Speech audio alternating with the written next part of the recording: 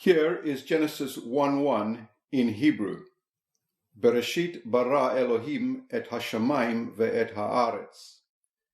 In the beginning, God created the heavens and the earth.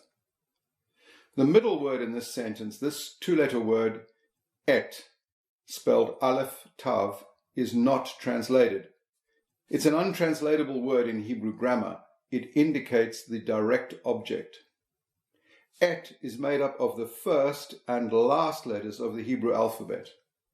It is a hint of Jesus.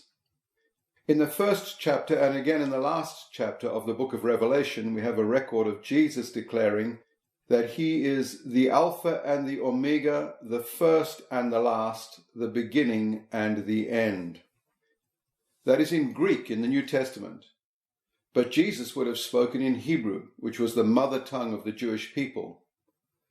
Alpha and Omega, the first and last letters of the Greek alphabet.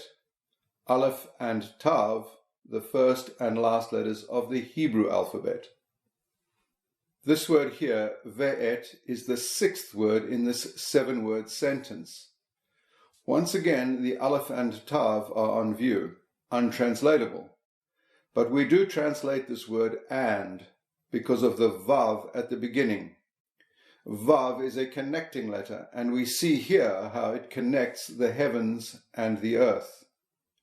And we see that the spelling of this word, vav aleph tav, are the same letters that make up the word ot.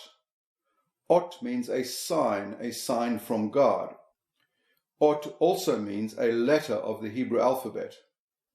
It is no accident that this sixth word in Genesis 1:1 in Hebrew is made up of the same three letters as the word for a sign pointing to Jesus.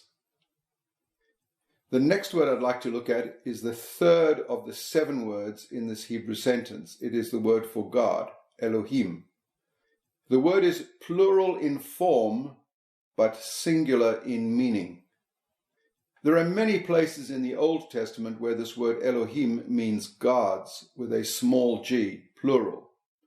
But in this case, it is the word for God, because the verb that precedes it, bara, indicates here that it is meant to be understood as singular.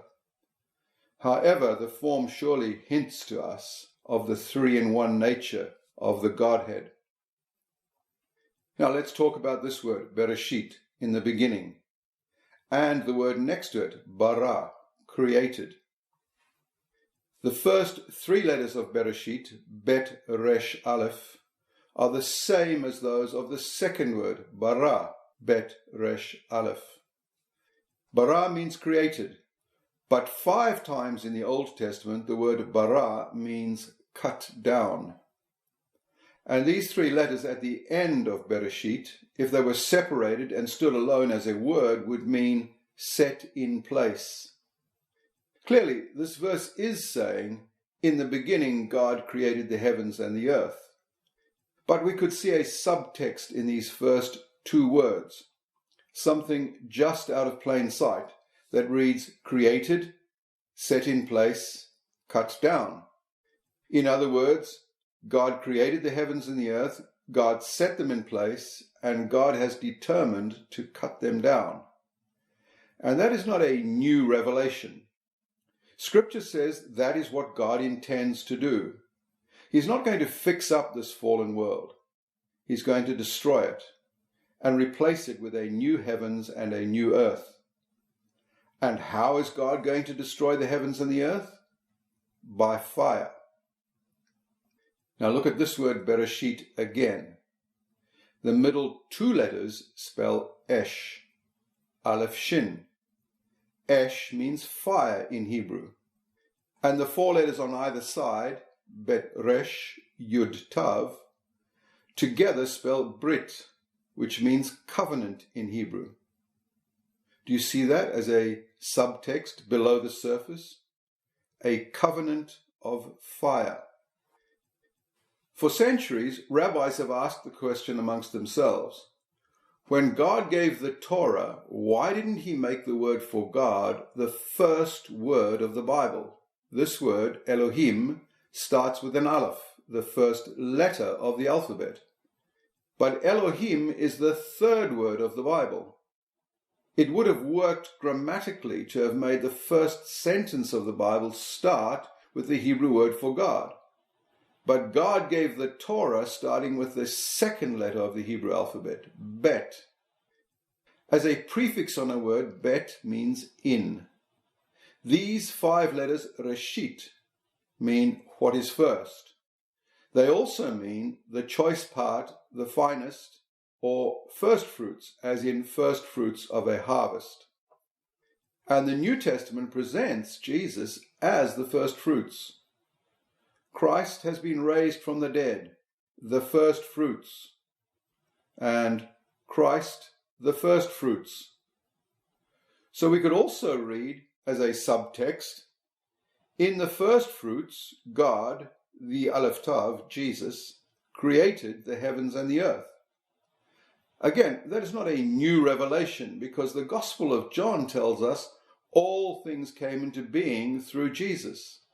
And in Colossians, by him all things were created. There is more. The letter bet as a pictogram means a house or household. We examined this in session 5.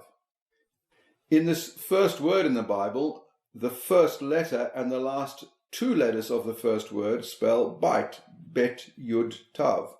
Bait means house or household. And the remaining 3 letters in the middle of the word spell rosh, resh aleph shin. And rosh in Hebrew means head. So we have head in the house. The head in the household of God is Jesus. In the book of Hebrews we read, Christ is faithful as a son over God's household. And in 1 Peter we learn that as believers in Jesus we are being built into a spiritual house for God, Jesus being the head. Finally, in this session there are 2 Hebrew words for son. One word is ben, bet nun, and the other is bar, bet resh. Both these words for son are in view in Psalm 2. In verse 7 it tells us, the decree of the Lord. He said to me, you are my son. Son in this verse is ben, bet nun. In verse 12 of Psalm 2 we read, do homage to the Son, lest he be angry with you. And son in this verse is bar, bet resh. Now, back to Bereshit, the first word of the Bible. Bet is the second letter of the alphabet, but bet is the first letter in the Bible. The last letter in the Bible, in Greek, in the New Testament, is ni. It is the last letter of the last word in the book of Revelation. Now, I know that Hebrew and Greek are different alphabets, but in both alphabets, this sound is unique. Nun in Hebrew, ni in Greek.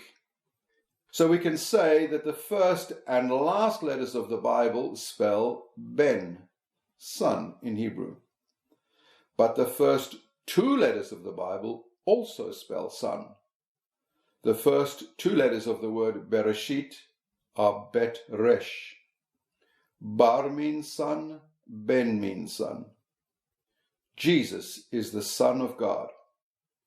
All authority in heaven and on earth has been given to him. He is the first, and in him all things hold together.